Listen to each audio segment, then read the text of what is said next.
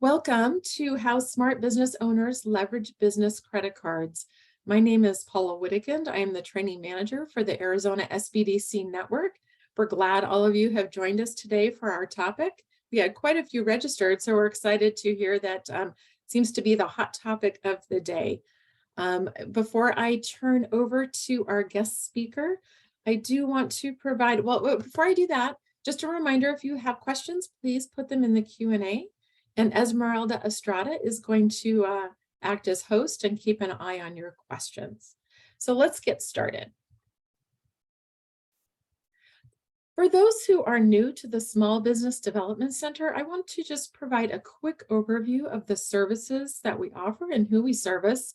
And then after our guest speaker presentation, I'll share a bit more information about how to access our services. But the Small Business Development Centers, we offer one-on-one, no-fee confidential business counseling. We work with small businesses, whether you're brand new, a pre-venture, and you're just getting started and not quite sure what direction to go, or if you're that established small business, we have counselor expertise, tools that can help you with any of your business development needs. Shown on the screen, really, I've just listed a couple of the technical assistant areas that we provide, but business planning, if you're looking for access to capital, maybe you need some help reviewing those financials and understanding your financials, sales and marketing strategy. Think of pretty much any area of business development for your small business, and we have counselors and our tools that can assist you as you're growing and sustaining your business. We also have expertise in the areas of international trade and export, and technology commercialization, just to name a few areas. Our services are offered at no cost or low, like I said, no fee counseling. We offer no cost or low cost training programs such as this one, and a range of tools, which I'll share with you at the end of our presentation today. We are able to offer these services because we have this cooperative agreement with the Small Business Administration and Maricopa Community Colleges. And we are located across, we're actually a national organization. You'll find the SBDCs in all states, in multiple locations in every state. And here in Arizona, we have 10 centers. So whether you're joining us from within Maricopa County or any of the other counties in the state, there is a small business development center near you with counselors that can assist. So with that, I would like to turn the platform over to our guest speaker. Gerri Detweiler is joining us today. She is an education consultant with nav.com.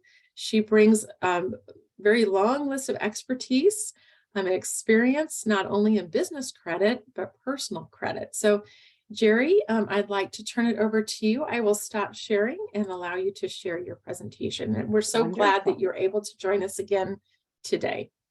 Thank you. Thanks. I'm so excited to be here and talk about credit cards because it really is a very important part of both payments and financing for small business. And we'll get into that in just a moment. And usually when I talk about this topic, we get lots of great questions. So please feel free to share your questions as we go along, and we'll make sure that we answer them at the end of the presentation.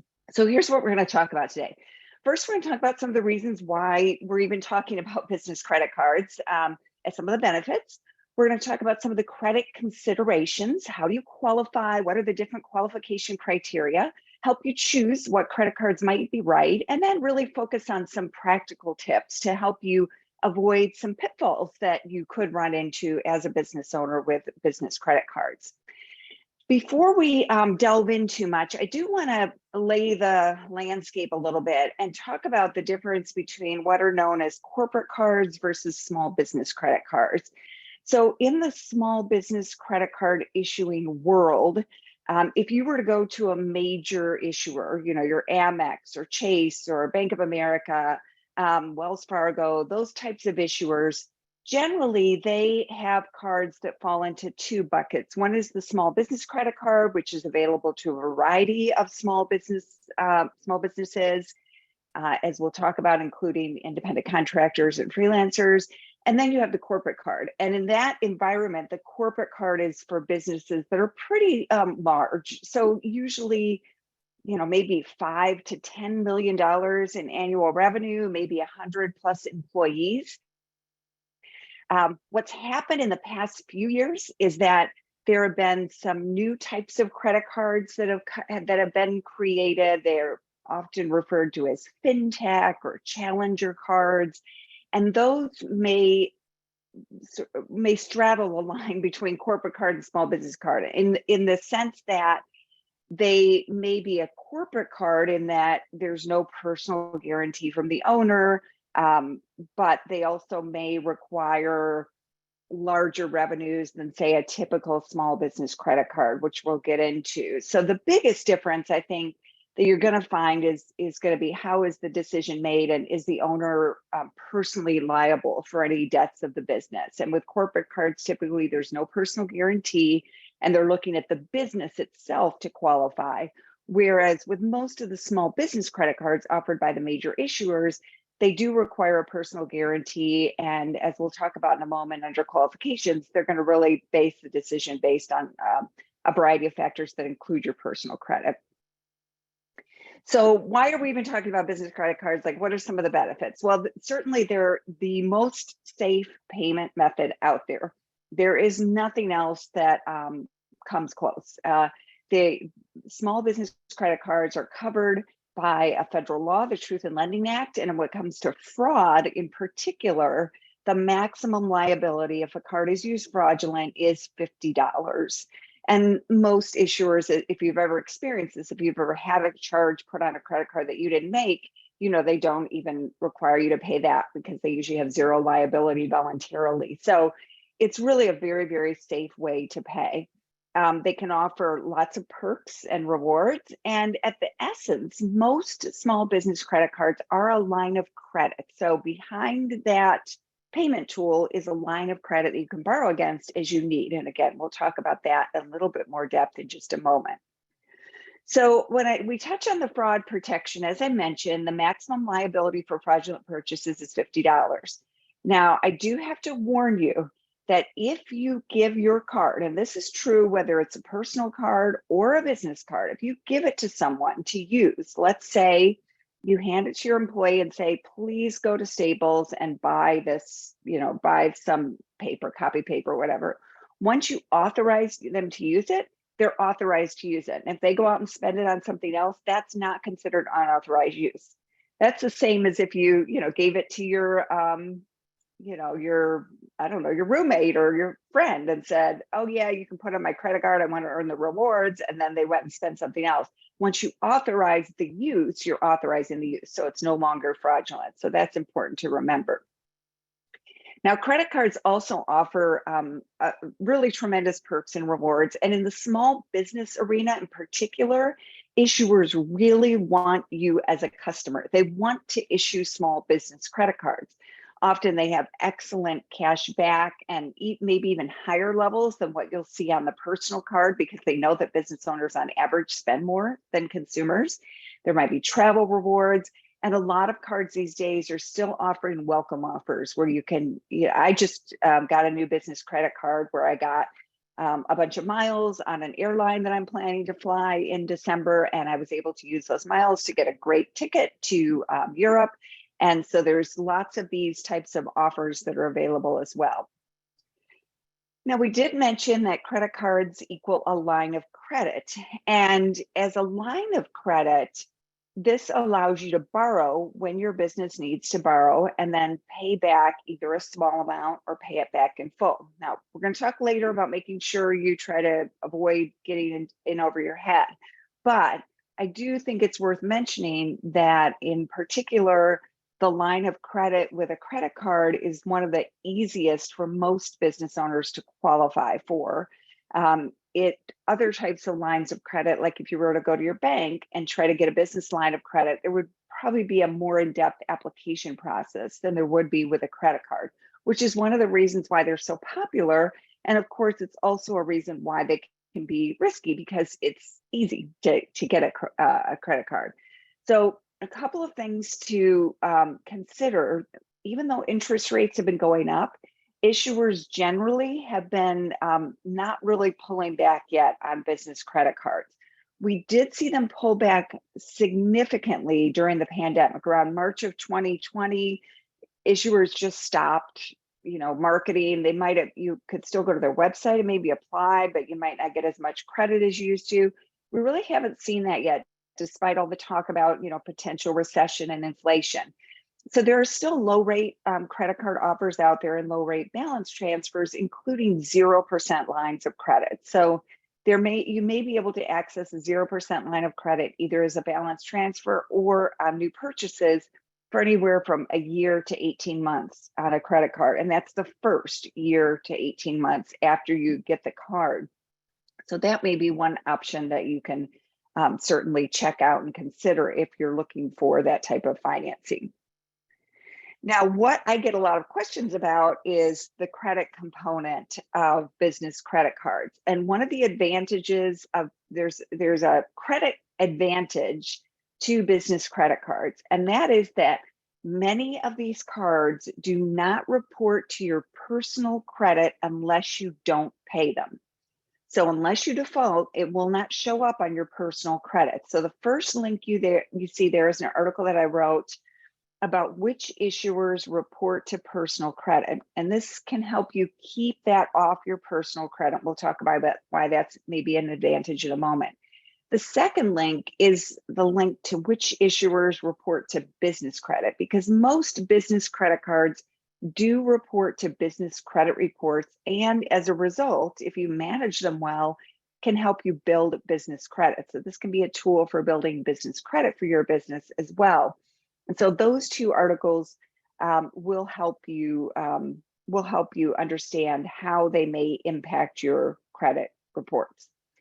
Now, when we talk about keeping those credit cards off your credit report, why is that important? Well, one reason is because for many people, one of the fastest ways to impact your credit scores is to either run up a big balance on a credit card or pay down a big balance on a credit card. About the second most important factor, the FICO score, about 30, they estimate somewhere around 30-35% of your FICO score is this factor. It's called debt usage or utilization. And what it does is it compares the credit limit that appears on your credit report for each credit card with the balance. It does it for each credit card as well as in the aggregate. And there's no magic number, but once you start getting closer and closer to your credit limit, you start impacting your credit scores. So why this is important is to business owners is you may have times when you have a large balance. You may even be paying it in full, but it's a large balance because you need to make a significant purchase. And if that is on your personal credit report because you're using a personal credit card, or perhaps even a business credit card that reports to personal credit, it can really impact your scores. So I'll give you a quick example. I was at a conference and a business advisor said, I had a client who had a business and some financing fell through at the last minute. And so instead, she went ahead and just maxed out all her credit cards, her business and her personal credit cards. And she was able to still be successful. At the end of a year, she refinanced those debts using an SBA loan, because SBA loans can be used to refinance debt in certain circumstances if you qualify. She was able to refinance them, pay them off. And when she did that, so the SBA loan doesn't show up in her credit, and it's not a revolving account anyway, so it wouldn't affect the utilization. When she did that, she paid off those credit cards, her credit scores jumped over 100 points because she had all these maxed out credit cards appearing on her personal credit, and now she was able to pay off with a business loan. So, so this is an important factor that you may or may not be aware of. I have heard from business owners after I've done workshops like this where they said, I didn't even realize that was showing up on my personal credit. Now that I realize I need to, refinance it so that I can avoid that kind of problem. This can really make a big difference in your credit scores. We're talking, I've seen 40-point swings in a couple of months when someone pays off a high balance credit card.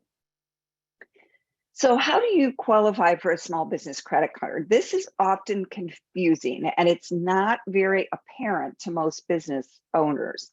Most small business credit cards, not corporate cards, but most small business credit cards are going to base the decision based on your personal credit scores and income from all sources, not just the business. So they'll check your personal credit with one of the major credit bureaus, and you need to meet their minimum credit score requirement, which usually for most issuers is in the 680 FICO score range. Some issuers go a little lower, some are a little bit higher. It may also be that you meet the minimum score requirement, but your credit score helps you get a larger credit limit, for example. So there will be a credit inquiry on your personal credit that could bring down your credit score from 3 to 5 points, but it's usually a pretty temporary dip. As long as you're not applying for a ton of credit cards at once, the dip should be pretty temporary. And then they'll use income from all sources. So if you look at the application, typically they will allow you to put income from household income as well as business income. And it's not clear, but sometimes if you're a startup, projected business income can be acceptable. I would be I try to be conservative and be very direct on it, because if there were a problem later and you weren't able to pay back the bill, you don't want any kind of legal problems as a result. But you can put income from all sources, including household income. So what does that mean? That means if, for example, you have a partner or spouse who's working and would be willing to pitch in if the business has a slow month or two, then you could include that income in the income to qualify for the credit card. It's not just business revenues that you've earned to date necessarily. So look at the application to see what they're asking for, but usually it's pretty flexible here. And together, those two things mean that these cards are often available to startups. So this is why they're particularly popular as a source of financing for startups, because there just aren't that many other options for startups. There are some, but not a lot. And so this makes them a very popular option there. Other factors, if you're applying for one of the corporate cards, let's say Divvy or Brex, where they don't require a personal guarantee, then they may require that your business be a formal business entity, like a corporation or an LLC. Most of the typical small business credit cards don't care. That's not a factor. You don't even necessarily have to have an employer identification number, which is your EIN. It's your business's equivalent of the Social Security number for tax reporting purposes to the IRS. So it's usually pretty easy to get these small business credit cards from major issuers, as long as you meet their credit requirements and total income from all sources. So when you're thinking about a business credit card, one of the strategies that some business owners may use is to use business credit cards to help finance their startup business. This can work. It can also fail. We know the statistics that a lot of small businesses don't succeed. And so you want to be very, very careful about how you approach this. And I just 2 weeks ago, I talked to a business owner whose business just ground to a halt due to the interest rates rising in the economy. And he's worried about paying the credit card debt that he has for his business while he tries to pivot into a new market. And so you want to be careful. So whenever possible, you want to pay in full to avoid interest. But if you do need to pay interest, you want to understand what the interest rate is. You also really want to understand that business credit cards are not covered by the same consumer protection, all of the same consumer protection laws as consumer credit cards. So about 12 years ago, then President Obama signed the Credit Card Act, which put an end to some pretty problematic credit card problems, like interest rates. If you remember, this was around 2007, 2008, when everything was melting down in the economy. Your interest rate on your credit card could go up anytime for any reason. They might shift your due date, and if you didn't catch it, you might pay late, and then you might have a late fee and your interest rates goes up. There was what's called 2-cycle billing. There was just a lot of really anti-consumer practices going on. So they passed the Credit Card Act, but they exempted business credit cards. And generally, you'll find just in the business world, usually when Congress passes consumer protection laws, a lot of times businesses are exempted because the thinking or the theory behind it is businesses are sophisticated and can get legal help. So they don't need all the protections that consumers do. We know that, there's a variety of different types of businesses and that's not always feasible, but in this case, they exempted it. So what happened is most of the major issuers adopted a good portion of those provisions. It's even on a business credit card, you're not likely to see floating due dates anymore. You aren't likely to see double cycle billing. But one thing they did maintain was the right to raise your interest rate if you're just an hour late with a payment. So the payment's due on the 12th, you forget, you get up in the morning on the 13th, you think, oh crap, you go to make your credit card payment. And by then you've been hit with a late fee and the interest rate has gone up significantly. It could go up from 16.9% to 26.99%. It could be a big jump and it could apply to your outstanding balance. So what I encourage you to do with a business credit card is to make sure that you set up reminders and, if possible, automatic payments. So you could just set up to have the minimum payment made automatically. And as long as there's enough money in the bank account to cover that minimum payment, you'll be fine. It's the minimum payment that keeps you from seeing that interest rate go up. And even though I strive to pay off all my credit cards in full each month, I have minimum payments set up automatically on all my cards because I've been in that position where something's happened and I forgot to make that payment, or I just didn't realize what day it was and didn't make that payment. So I think it's important to make sure that you protect yourself.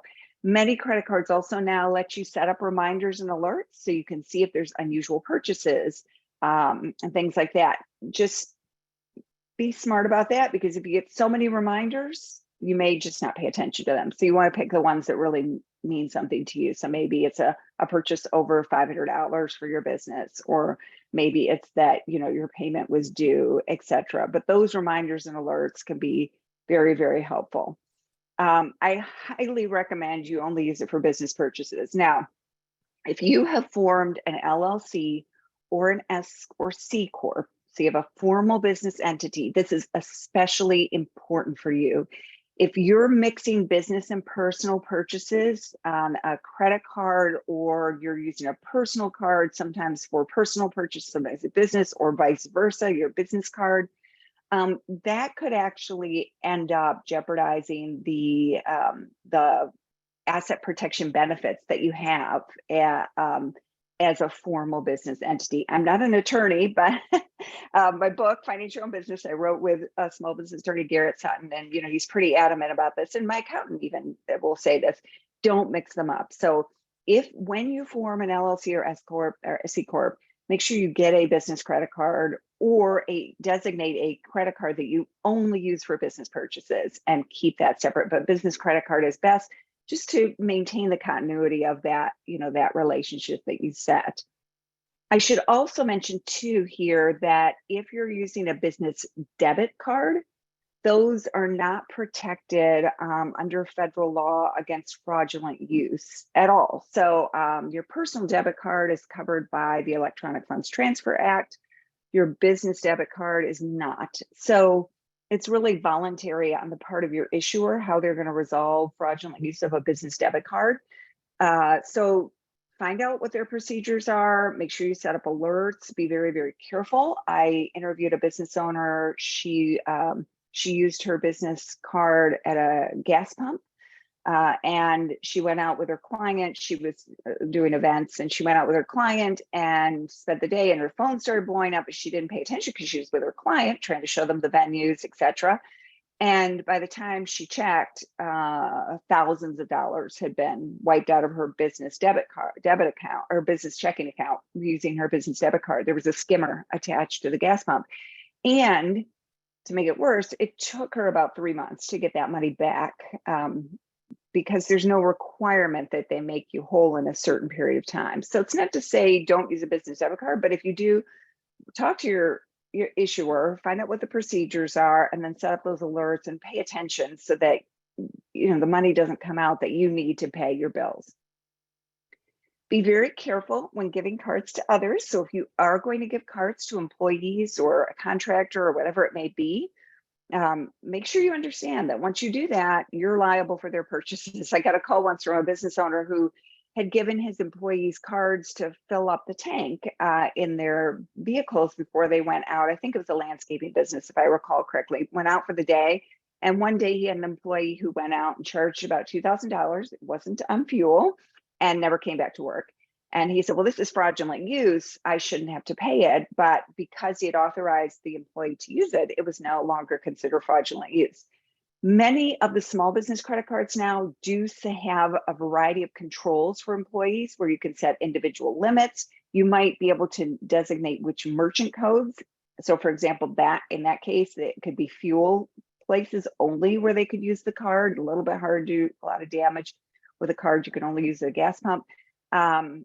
But set up those, set up those parameters and just be very, very careful. The other thing I've seen over the years multiple times is business partners who go in together and one leaves and there's still credit card debt and or a credit card that the person who left is associated with, and it continues to be used and suddenly there's more and more debt and they're still liable. So if you separate from your business or a business partner, make sure that any accounts that you sign for that they're actually closed, so that there's no further liability. And it's a little tricky. You can't always just take your name off of it, so you might have to close the account officially and have them open up a new account. But that's another warning that I do want to give you.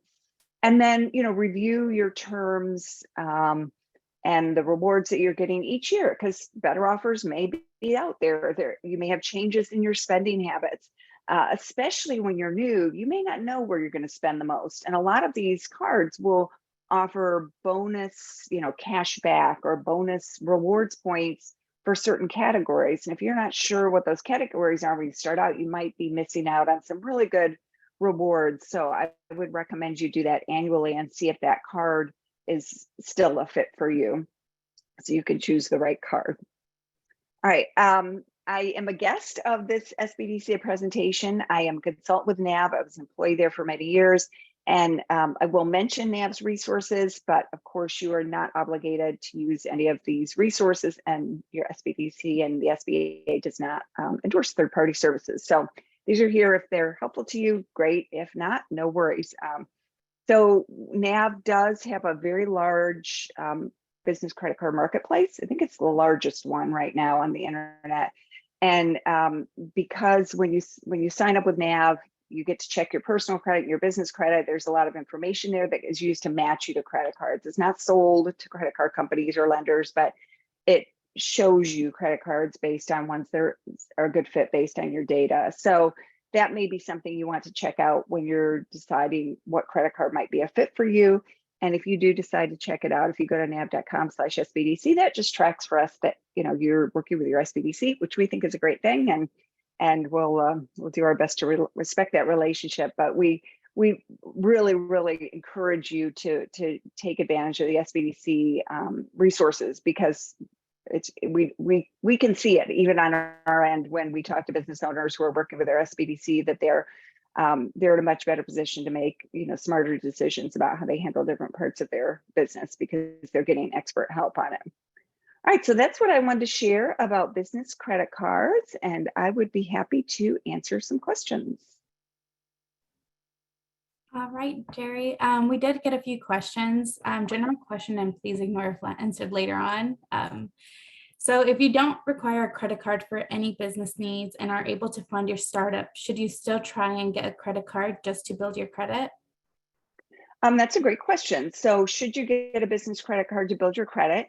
It is a helpful tool for building your business credit. So I would definitely put it on the list. It's not required. There are other ways you can build business credit. For example, you may be able to get accounts with suppliers or vendors that report to business credit, but it's a type of credit reference that can be very valuable. So just like you can have good credit as a consumer without a credit card, it's harder, right? It's easier if you have a credit card and you manage it well to build your personal credit. Same thing is true of business credit. So I would encourage you to think about it. The other thing I would think about is just how you're paying for different items in your business. If you are using a business debit card, of course, as I mentioned, that has some additional risk with it, and a credit card could be a safer way to pay for those purchases and also potentially earn some rewards. All right, thank you. So next question, please talk about the maximum debt usage percent amount a small business should not go over on a credit card balance. I understand it's best to pay off the balance each month, but that's not realistic when buying goods for resale and our customers pay net 45. So there's a great use case of the business credit card to sort of finance those purchases for a short period of time while you wait for the customers to pay. It's a cash flow, tool there. So the debt usage is, there's no magic number, but generally most consumers will find that they can have balances showing up on their credit reports that are about 25% of their available credit. So for example, you have a credit card with a $1,000 limit. The balance that shows up on your credit report is $250. You're at 25%. That's usually safe. Now, if you have a long established credit history, you can go higher. If you're young and just starting out and building credit, you might find you have to keep it lower. FICO says the average, high achiever, they call them, people with high credit scores, the average debt usage for those consumers is about 11%, but you don't have to necessarily go that low. So aiming for that 25% is good. Now, if it's on your business credit and it doesn't appear on your personal credit, you probably have a little bit more leeway there because not all business credit scores use debt usage. DMB Paydex, for example, isn't going to use it at all. Experian, on their business credit reports, they do calculate debt usage, but it can be a little bit more lenient and generous. So you'll find out just by monitoring your business credit that what impact it has. And one more tip I want to give about debt usage, and that is that even if you pay in full, this can still affect you because most issuers will report your balance at the end of the billing cycle. That's when they send you a notice or send you a paper bill saying you owe us $3,725. You can either pay the minimum payment of $75 or you can pay it in full. That's when they report. They don't wait till you send your payment in. So in months where you might have really high debt usage and you're worried about it, what you can do is you can go in a few days before. Let's say go in, 5 days before and make a payment and then online, and that could reduce that balance that shows up on your credit report. Another thing you could potentially do is just ask your credit card issuer for a higher credit limit. If you're a good customer, you're paying on time, they may be more than happy to extend you a higher credit limit. Yes, that could mean more temptation, but if you're managing it just fine, that gives you a little bit more leeway in terms of that calculation. That makes sense? Thank you, Gerri. You're welcome. All right, next question. We have quite a few questions here. So how might the government take the use of a personal credit card for the purchase of a service for my business? For example, using my personal credit card with an airline to book flights for a business trip. I have an S Corp and paid myself back the cost of the flights via account transfer. Yeah, I don't want to panic anyone. Like I have an S Corp and I have done this. I have 2 credit cards with the same issuer and they look exactly the same, except one has the word business on it and one doesn't. And I have used the wrong credit card in different cases. And I've done exactly what you've done, which is, in my QuickBooks account have noted its owner's draw and, personally taken the bill. So I'm not trying to deduct something I can't deduct. So I don't want to panic anyone. What I would say is if the business were sued, and this is what I'm hearing from, my colleague who's a small business attorney, if the business were sued and you were regularly commingling funds, that could be a basis. So it's not so much the government, it's in a lawsuit situation. It could be a basis for someone who's trying to get money from, you to personally, what they say, pierce the corporate veil and try to come after your personal assets. In other words, to say, hey, it's not really a business because they're not running it like a business. So the government isn't going to look at your credit card statements. The credit card issuer isn't going to look at your credit card statements and say, oh, well, this really wasn't a business purchase or this really wasn't a personal purchase. It's really just good business practices, which is taking that entity seriously and treating it like it's its own entity. You wouldn't, you probably wouldn't go into your office where you had a job and use that card for personal purchases. You wouldn't pull it out if you're going to Target.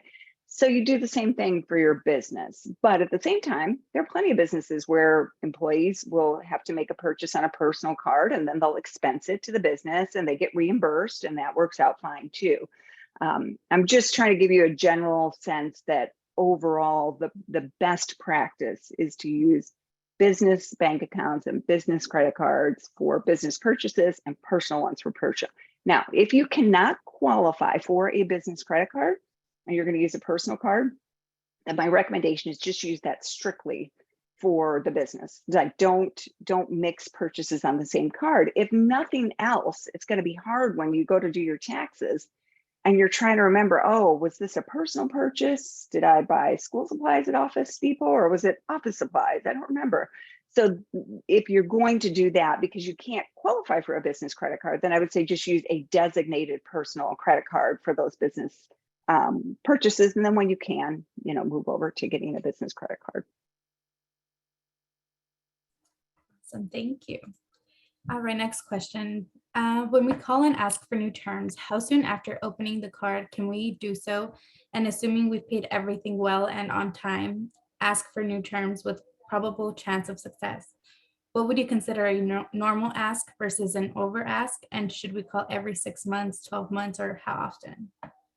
Yeah, that's a tough one because every issuer handles it a little bit differently. I would probably want to have at least 3 monthly payments under my belt before I asked for, say, a credit line increase. Now, that doesn't mean there are business owners who have called when they got the card and said this credit limit's just too low. But there are certain issuers that are kind of known more for higher credit limits than others, and the higher credit limits also tend to come with more premium cards. So those are the cards like where you might see a higher annual fee, but they also have a higher credit limit. So I would say at least have 3 months under your belt before you ask. And then you might want to ask, will this be a hard inquiry or soft inquiry on my credit? A lot of times it's a soft inquiry, which doesn't affect your credit scores, but it's possible. If you're initiating the call, it could be a hard inquiry. And then, if you don't get the answer you want, ask, hey, when's a good time for me to ask again? And usually it's a pretty standardized process with the issuer. So don't feel bad if you don't get it. But on the other hand, if you don't say anything, it may not come up. So there's nothing wrong with asking. And then certainly you could ask if you're still in a position where your business is growing, you need access to more credit, try in 6 months. And then if you run into a scenario where your business is growing and you just don't have the credit limits you need, you may want to look for high limit credit cards for business, which tend to be on the corporate card side. So an example, Dash Fi, I do some writing for them, and they have a card for businesses that spend $1 million a year in digital marketing. And that can include small businesses. They're just advertising a lot on Facebook and Google Ads, et cetera. So it may be a high limit card might be a better fit for your business if you have the qualifications to back that up. Awesome, thank you. So next question, there's 2 and they're related to Duns and Bradstreet. So do I need a Duns number to get a credit card, and how does Dun and Bradstreet work for cards? So do you need one, or you shouldn't need a Dun & Bradstreet. You shouldn't need a Duns number, which Dun & Bradstreet's identifier in their system is called a Duns number. It's like their equivalent of the Social Security number that would be associated with your personal credit. You won't need one for most credit cards. Maybe some corporate cards might ask for it, but if you have it, it's kind of, and they ask for it, then it's handy to make sure that your payment history gets associated with the right bureau. Equifax and Experian, the other 2 big business credit card business credit bureaus, you can't request a number with them. They automatically assign it when they get data about your business. So go ahead and get your DUNS number as soon as you can online. You might already have one. It's surprising how often businesses discover they have one because there's something that's triggered DMB to open a file, like maybe you filed a fictitious name with your state, a doing business as, or maybe you have an LLC and that filing got picked up by them. So go ahead and check on their website. It's free. They have a simple tool you can use to research with your business name to see if you have one. And then if you don't, go ahead and apply. It's free. That usually takes about 11 days to get one on average. They tell us, they say up to 30 days, but their average turnaround is about 11 days right now. So go ahead and get one. And if it asks for it on the application, go ahead and get it. Now, as far as your credit report, Dun & Bradstreet typically collects more trade information than credit cards, but they also have a partnership with the Small Business Financial Exchange, which is a data warehouse for lenders. And many of the small business card issuers report into the SBFE, the Small Business Financial Exchange. So what happens is DMB can sell a report to a company that includes SBFE data, which could include your credit card. So even if DMB isn't getting monthly information from your credit card issuer about how you handle your account, they could actually sell a report that includes that information by selling a report that partners with SBFE. So for you as the business owner, if you check your Dun & Bradstreet credit report and you don't see it on there, don't be surprised. It may, if it's reported through SBFE, currently there's no way for business owners to get their SBFE credit information directly. You might ask a banker that you know that has access to it, but currently there's no way you can go to SBFE and get your information. So that's why it may not show up. So I know this is extremely confusing, but I do want to warn you because that's one of the things I hear from business owners who read my article about business issuers that report, and then you say, well, I checked my credit, didn't show up. And that's because it's going through SBFE and you don't have access to that data. So it still could affect your ability to get a business loan, but you may not see it directly on your business credit report. Awesome, thank you. Next question, would you recommend getting a card that has travel rewards or some other type of bonuses and rewards options? How do you evaluate if these cards make sense to use? That's a great question. And it's a decision, you kind of have to figure out for yourself over time. What I would say is if you are very loyal to a particular travel provider, then getting a co-branded card can be very, very useful. So you fly Southwest, you get the Southwest business credit card that can help you get extra rewards for all those purchases. And you can use those personally, you can use them for your business, you can use them however you choose. It might even get you a companion pass on Southwest if you charge enough.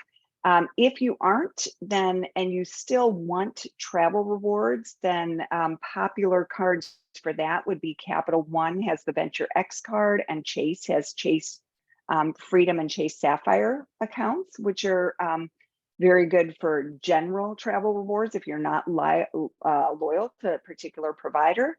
And then if you're not sure, cashback is always a good choice. I mean, every business, every person can use cashback. So cashback is always a good default choice.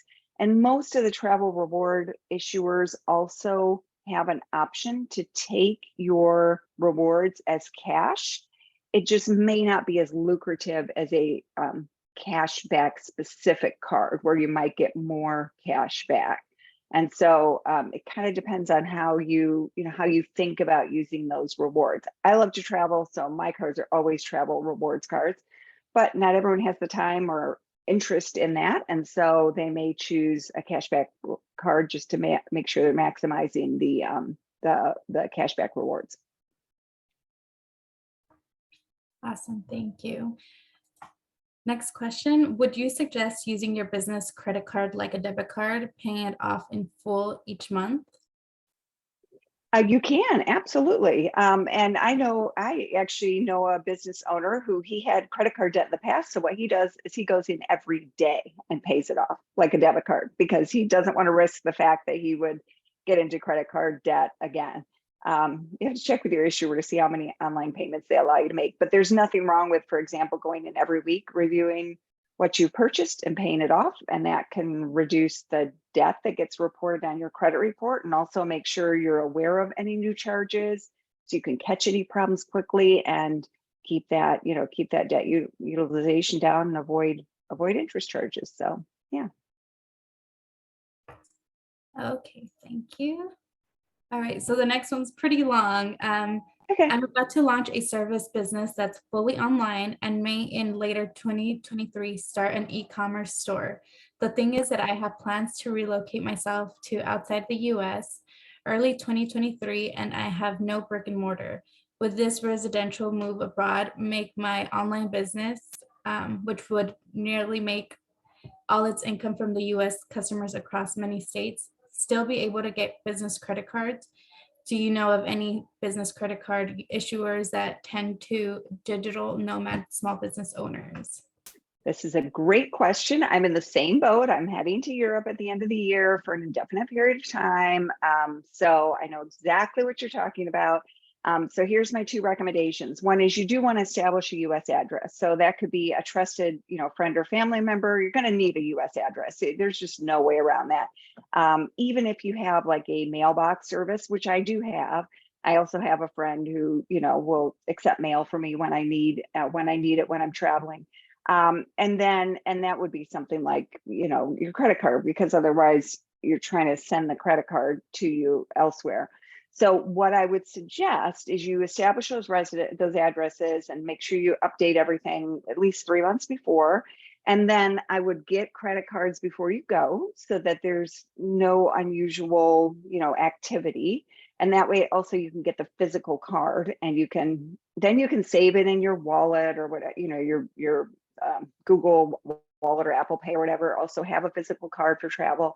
But the most important thing for you, one of the most important things for you is going to be to choose cards that don't have a foreign transaction fee, because the foreign transaction fee can add up to 3% on each purchase that you make. So you want a card with no foreign transaction fee. And you do need some kind of, I just think it's really, really hard the US banking system isn't set up not to have some kind of address in the US. So make sure you have that, established, and do it a few months before, just so you can start getting mail there, see how it works, make sure that everything gets switched over. And then, yeah, when you're over, your credit card should work just fine. Some issuers do ask you to put a travel alert on your account. Others don't, but I can tell you, I went around Europe last year as a digital nomad for 3 months, and I didn't have any problems. So it worked fine. Thank you. All right. Can you explain why a client or business owner who became widowed suddenly had a 100-point credit score drop with no different payment behavior? Her husband was a partner in the business.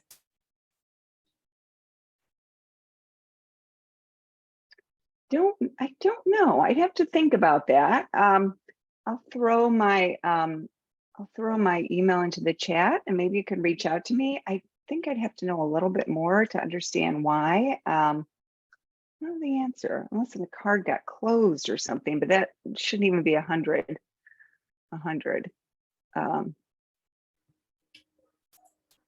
Okay. So did we I have put that in the time right place? for, Oh, I'm sorry. Yeah, I put it. no. No, I put it in hosts and panelists. I can't put it in everywhere. So Gerri and NAPTA. Okay, Esmeralda took care of it for me. Okay. We have time for just a few more questions before we kind of wrap up with how to access SBDC services. So go ahead, Esmeralda. Let's take maybe 2 or 3 more questions. Okay. I just wanted to confirm that the IRS accepts credit card statements for tax purposes and proof of business purchases. I'm not a tax professional, so I don't want to answer that. I would say use your receipts if it's possible, but I know there's times when you lose a receipt or you don't have it, and sometimes you end up using your statement. So I'd talk to your tax pro for that one. Okay, thank you. As a new small business owner, my personal credit isn't great. How do I establish business credit when they will be checking personal credit to determine eligibility? Yeah, so business credit isn't necessarily going to help you get a business credit card. So what you want to do is focus on working on your personal credit, but you can establish business credit in the meantime. And that may help you with other types of financing, like vendor financing. So if you just go to nav.com/blog and just type build business credit, you'll find a whole bunch of information about that. Thank you, Gerri. Paula, do we have enough time for another question, or will that be it? Sorry, go ahead, Esmeralda. Let's take one more question. All right. When can you request personal guarantees to be removed on corporate or business credit cards? So most small business credit cards will not remove a personal guarantee. That by nature, they have a personal guarantee attached. It's when your business gets to the point where it qualifies for a corporate card that you're able to get a card without a personal guarantee. So you're not typically negotiating that away as much as you're switching to a card. And to meet those requirements, if it's a big issuer, again, you're probably going to have to have at least $5, maybe even $10 million in annual revenue. You can always talk to the issuer and find out about their corporate cards. Or you can go with someone like Brex or Divvy, which do require, documented business revenues, but it's not as much as some of those cards. So you could look at those alternative cards to find one that doesn't have a personal guarantee on the corporate side. All right, great. I think we'll leave the questions there, Gerri. Just so much good information, but I did want to add on to the discussion about, as we start talking, wrapping up our session today, about SBDC resources, both in counseling one-on-one and the tools that we have available. But Gerri, you had mentioned, you used that word of using those good business practices. And just keep in mind that, small business development centers and our counselors, if you're not familiar with your numbers or comfortable with your numbers, we can help you with that financial review, some basic financial education. And it's important as you're really looking to considering how are you funding your business?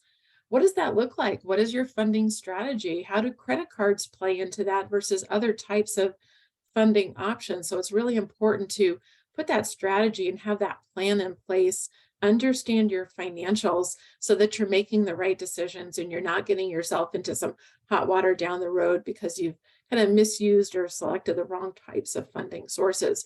But SBDC counselors can help you in all of those areas.